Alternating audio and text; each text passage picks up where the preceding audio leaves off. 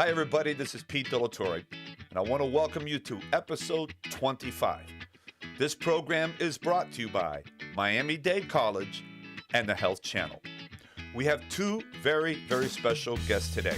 I will open up with the National SBA Administrator, Isabela Casillas Guzman. My second guest will be attorney Jose Fuentes with Becker and Poliakoff. A little bit about my first guest.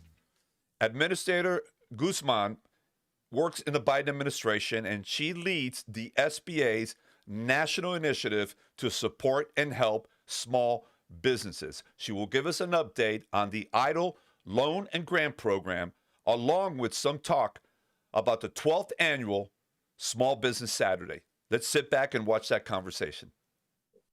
All right, as promised, everyone, with us right now is the SBA Administrator Guzman. How are you doing?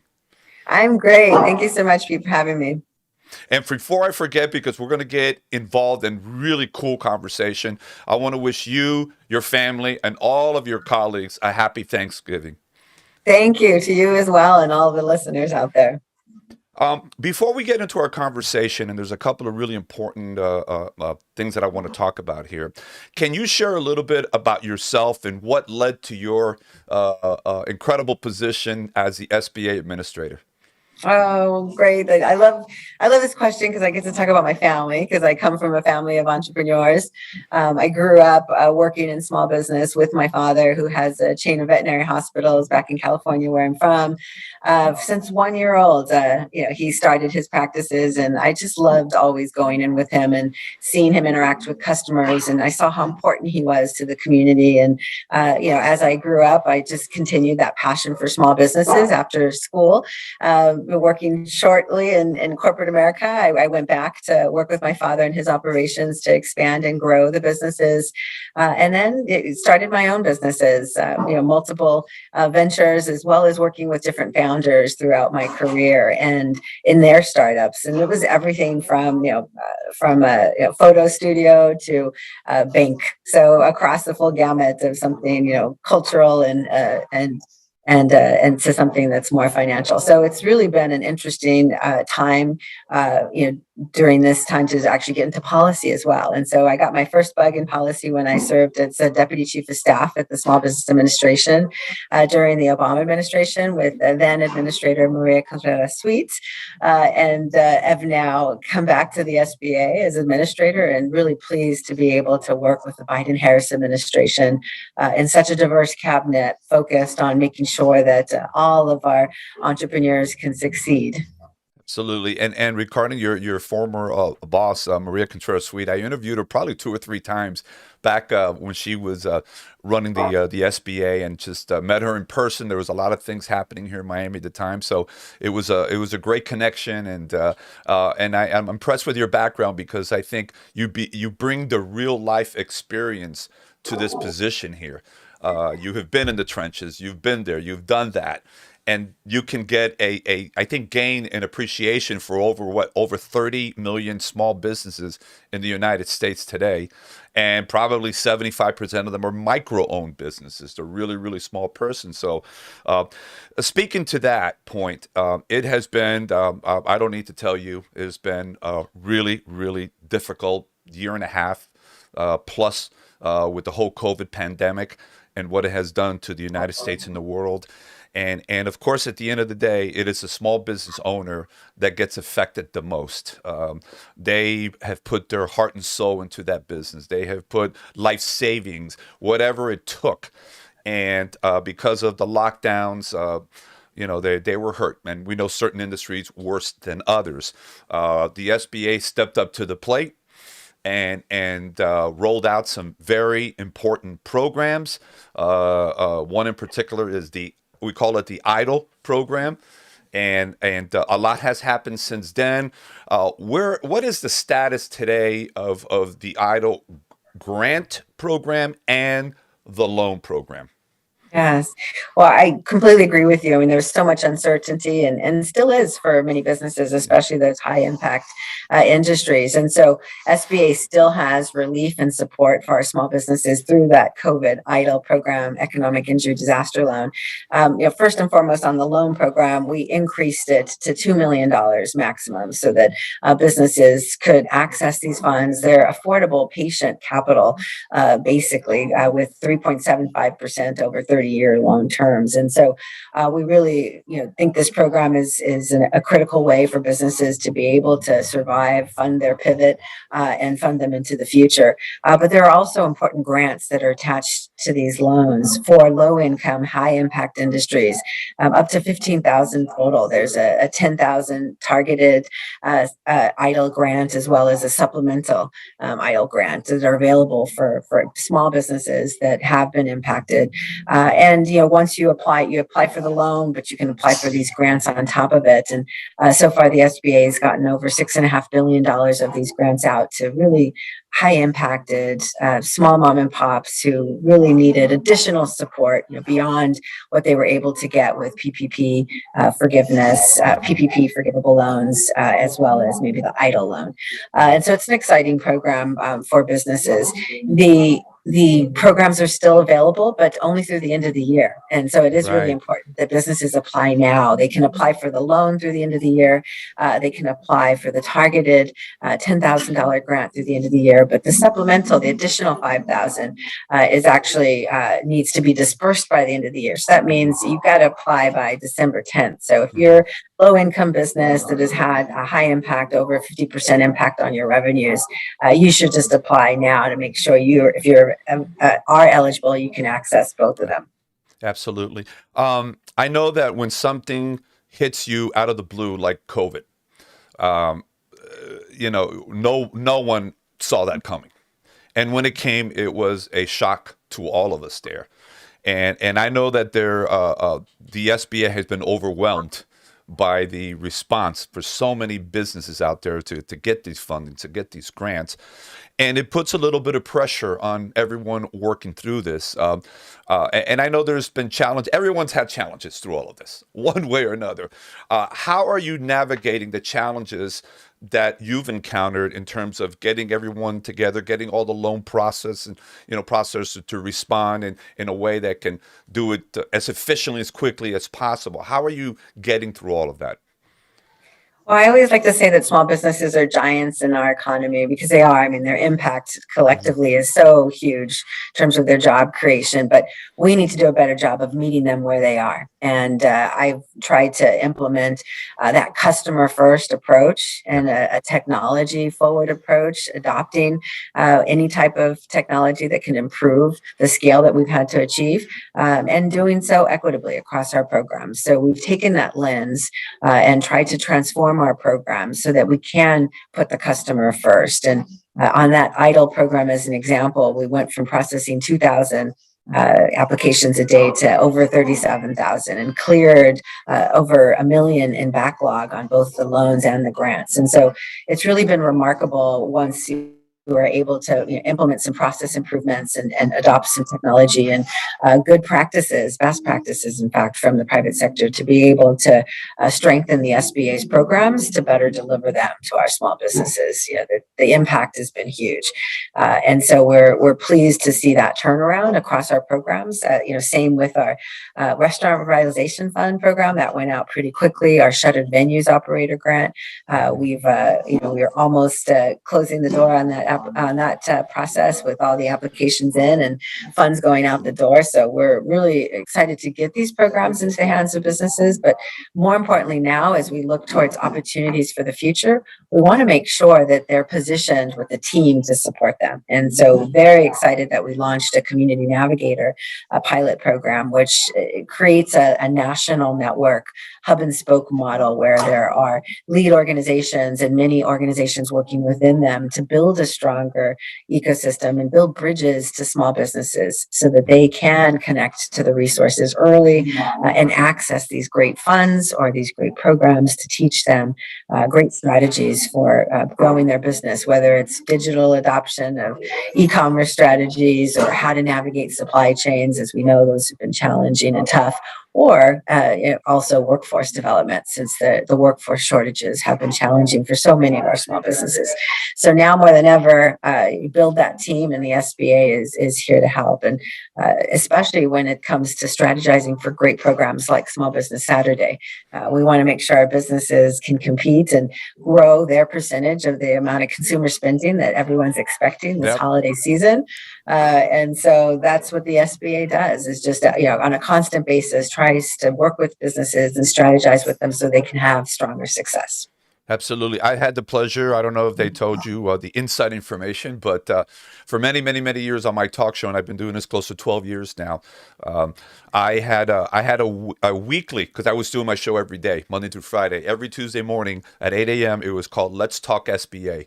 And we started with our folks here in South Florida, and I had the pleasure of interviewing the regional directors and, of course, the administrator at the time. And we were it was a great ride, and maybe that's something we should consider in the future as well there. Yes. And you know what I mean? It's just it's not just the SBA does more than just do loans or backs up loans. There's so many other things that we can talk about there. You just mentioned Small Business Saturday, which was spearheaded by American Express back in 2010, and I think this year is the 12th anniversary of Small Business Saturday.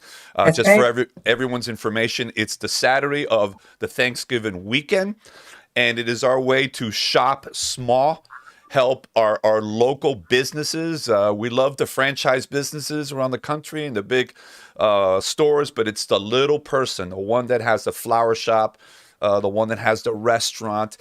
Can you tell us why this particular day is so important, and why the SBA is just so involved in getting it out and supporting it and promoting it? We're so excited to co-sponsor it again this year. I wanted to make sure that was a priority for us because I think there's so much value in helping small businesses succeed during the holidays. This isn't my beautiful wall. I wish it were. I'm at Lee's Flower Shop in DC, and it's really important that we help small businesses have a strong, successful holiday season. Oftentimes, that's a big part of their profit for the entire year, and for many others, it means positioning them for success into the future. And it's not just the small retail stores, but it's also dining small in the process and Hmm. throughout the holiday season. And especially with those high impact industries, entertaining ourselves with small venues, whether that's the independent little theater or entertainment center of some sort. And so I think this year in particular, we need to make sure that they have as good of a year, if not better, of course, than last year. And with expectations that consumer spending, despite inflation, is going to be higher. We want to make sure that we get a little more percentage of that going to our small businesses as the funds, stay locally within the communities. Hmm. Small businesses hire locally and they support local economies, and so it is really critical that we use our pocketbooks to support our small businesses. And arguably, that means not just taking your wallet, but taking your phone with you and making sure that in the process you're using social media to promote Yes, the small businesses. They yes, don't have the big marketing budgets to that's right. spend. And That's right. so it's us that promotes them. And let's make sure you put them on social media and give them a break with those reviews too, because they are facing those labor shortages and supply Yes. chain issues. But that's why it's so important. And I've heard from so many small businesses that have built their inventories up, anticipating this strong holiday season. And so we need to help them deliver against that and spend as much as we can and experience what it's like to be on those neighborhood main streets and shopping centers, helping support small. Now, you're doing exactly what everyone should be considering. Is you're doing this interview from a flower shop in Washington D.C. And I think that throughout the year, but especially that day, so that we go out there and if you're going to go to a restaurant to eat, and there are the big names out there, but why don't you go to that corner restaurant in your neighborhood and support them? And any other small business, what we like to call Main Street USA. and help them along. Before we wrap it up, Madam Administrator, what is your vision going into 2022 in terms of what you would like to see happen? I'm really enthusiastic about the bipartisan infrastructure deal that was just passed us. It's going to present opportunities for our small businesses and help with some of those challenges that the infrastructure investments will hopefully address.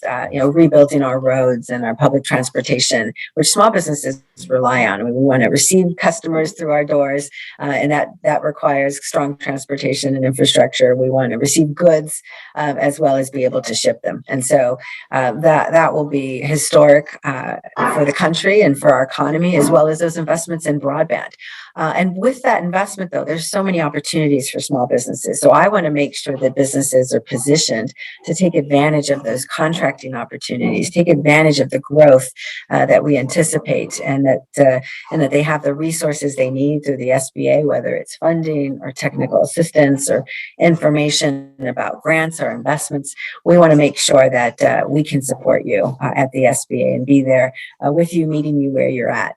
I think in addition, we're hopeful that the Build Back Better framework plan that the president has put forward will also pass. And, currently as considered, there's strong investments at the SBA to expand funding opportunities and investment opportunities for small businesses, as well as fund accelerators and incubators and business development around contracting.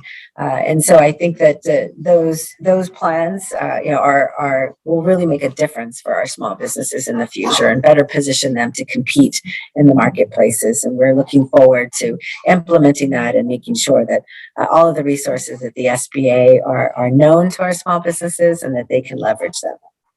Madam Administrator, it has been a great conversation. I thank you so much for being with us today.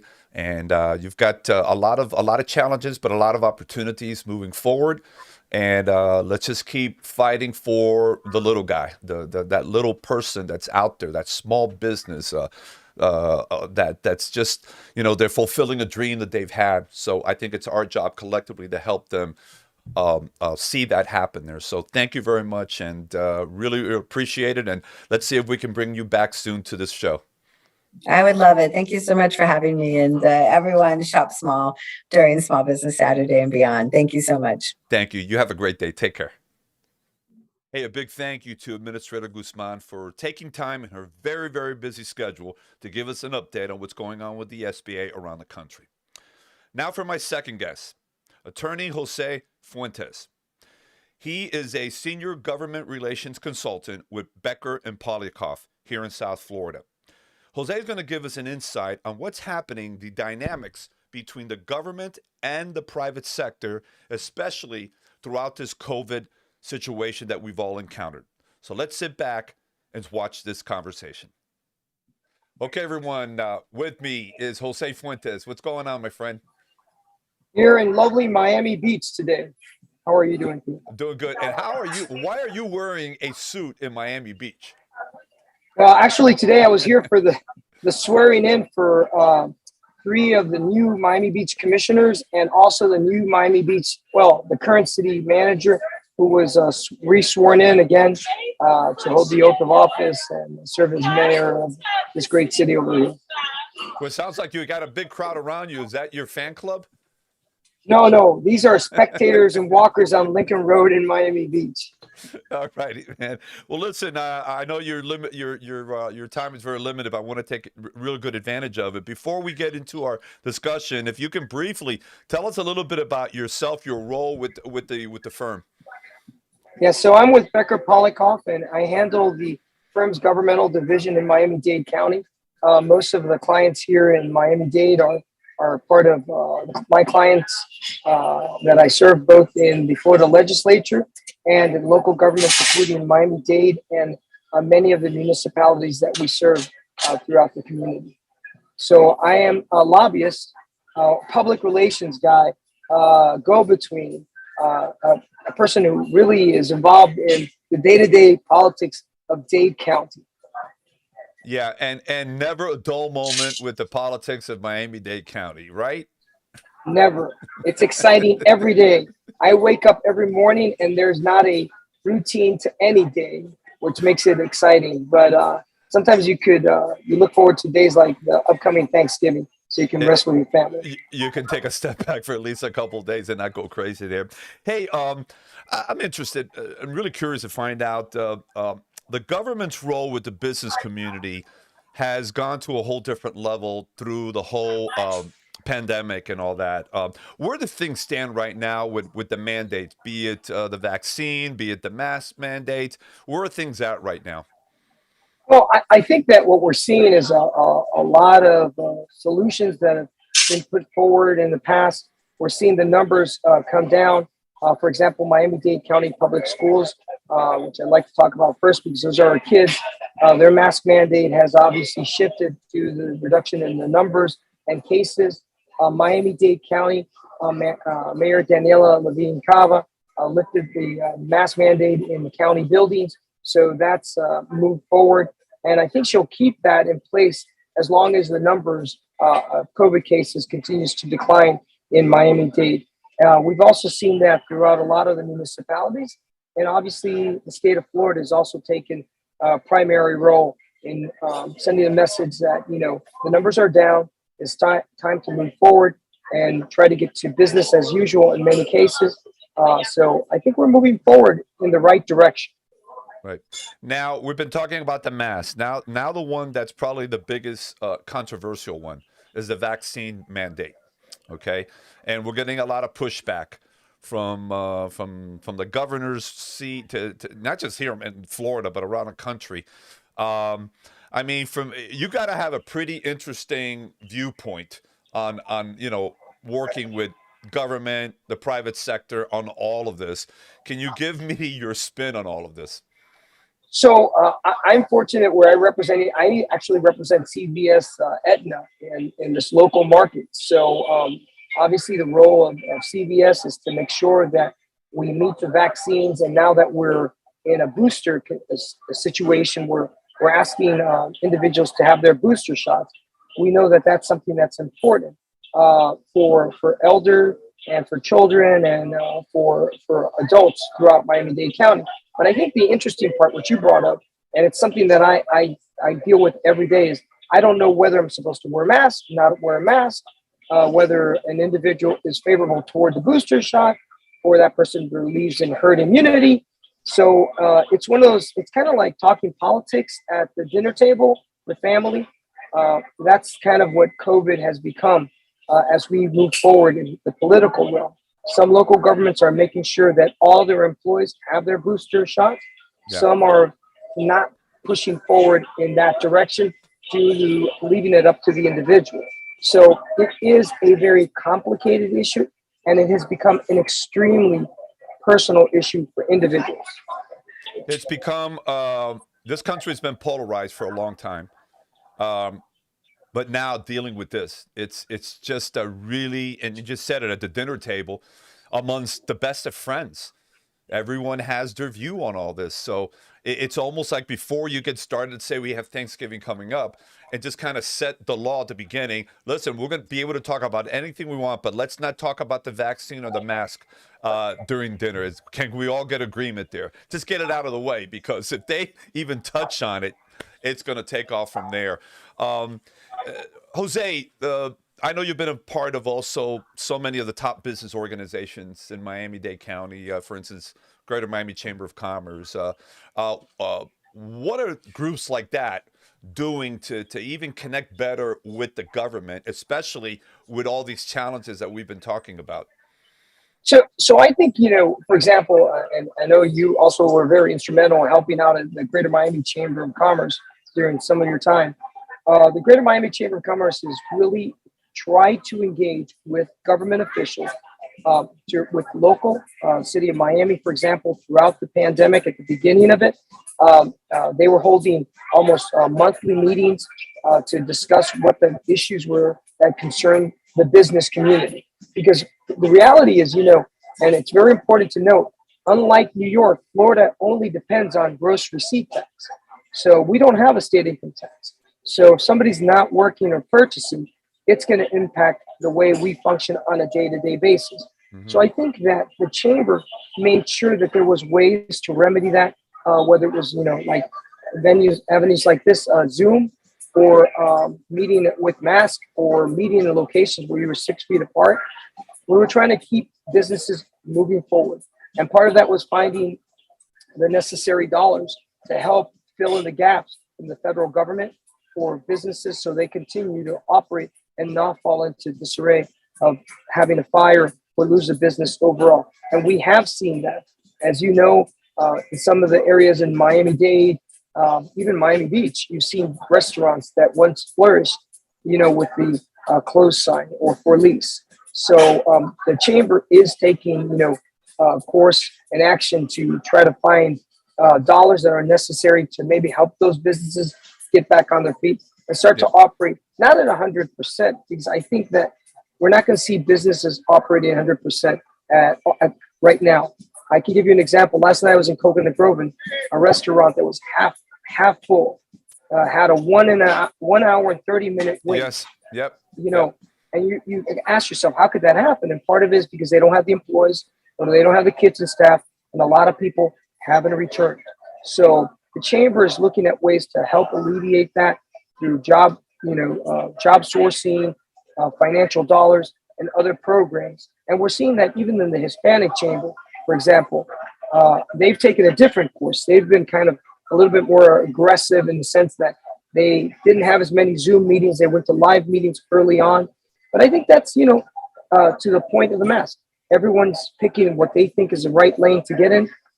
And I think at the end of the day, what we are seeing is that the South Florida economy has fared much better than most economies throughout the U.S. Absolutely. As we're wrapping it up in this conversation, we're wrapping. We're finishing 2021. We're quickly getting into the new year, 2022. From your point of view, man, what do you hope happens? I mean, because then we're going to get into another political year, another political cycle, the midterms, which should be just off the charts. I mean, what do you see happening? Yeah, midterm elections are always interesting for sitting presidents. Very few times have we seen a midterm election which actually favors the sitting president and the sitting president's party. And I think that from a projection is going to be kind of the same case in a lot of the Senate seats. 5, 6, 8, more seats turning Republican throughout the country is a possibility. As you and I have witnessed, when we drive down the streets of Miami or Doral or Sweetwater or wherever you're at, right? You see license tags that say New York, Philadelphia, California, and those individuals are moving here. So there's going to be an interesting probably turn as far as elections. And I think that COVID is going to be part of the main stage of the topics that will be discussed in the next presidential election. And definitely in this midterm election coming up just around the corner. I think that the decision of individuals to select, whether they, as we started this program, get a booster or don't, is now on par and course with whether you have a flu shot or don't. And I think that's probably what Americans value most, is the right to decide. And I think that's what's really taking place here. They feel maybe forced into something that they're uncertain about, but at the same time, we also have to protect, our larger community. So it's a tough choice. It's not as easy as we think. It is a difficult choice. I myself, I may get a booster. I already had my shots. I already had COVID, and that wasn't fun. But I think that it's going to become an individual choice at some point. It is. And ditto to everything you just said. I went through all of that myself there. Jose, I want to thank you on behalf of the viewers and the listeners. I know you got a moving schedule, and sometimes maybe you don't know where you're going to be in the next hour. But I thank you very much, and I want to wish you, your family, and all your colleagues very, very happy and safe Thanksgiving. Have a great Thanksgiving to you and all your listeners as well. Thank you, my brother. Take care. You got it. Thank you to Jose Fuentes for sharing some very important insights today as things are going on between the government and the private sector. I want to take a moment to really, really thank all of you for taking time to watch and listen to this show. Your feedback and your comments have been terrific. Keep sending them over because this program is about you, and we want to make sure that we're up to date and we're making this thing not just fun but informative for you as well. I'm going to ask you to follow me on all my social media platforms, Facebook, Instagram, and LinkedIn. And if you got a moment, subscribe to my YouTube channel, Pete Delatorre. And I'm also going to ask you to listen to us on Apple Podcasts, TuneIn Radio, and Spotify. A very, very special happy Thanksgiving to you, your family, and your colleagues. Make this a special one. Take care of yourself, and God bless.